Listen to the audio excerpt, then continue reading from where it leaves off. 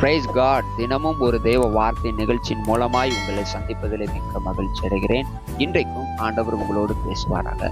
ஒரு விஷயம், அன்பான சகோதர சகோதரியே, இப்போ நீங்கள் நினச்சிட்டு இருக்கீங்களே, என் குடும்பத்தை அவன் கெடுத்தான், எப்படியாச்சும் நானும் அவன் குடும்பத்தை கெடுத்துடணும், என் வேலையை அவன் கெடுத்தான், நானும் எப்படியாச்சும் அவனுடைய வேலையை கெடுத்துடணும், என் சம்பள உயர்வை அவன் தடுத்தான், எப்படியாச்சும் நானும் அவனுக்கு ஏதாவது ஒரு தீங்கு செய்யணும்னு நினச்சிட்டு இருக்கீங்களே, ஆண்டவர் உங்களை பார்த்து ஒரு வார்த்தை சொல்லுகிறார். சங்கீதம் 37:27 தீமையை விட்டு விலகி நன்மை செய்து ஆண்டவர் சொல்கிறார்.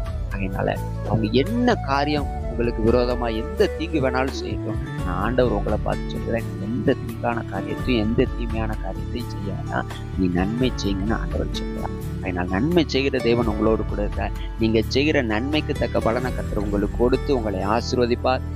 உங்களுக்கு விரோதமாய் உங்களுக்கு தீங்கு நினைத்தவர்கள் கண்களுக்கு முன்பாக நிச்சயமாய் கர்த்தர் உங்களை உயர்த்துவார்.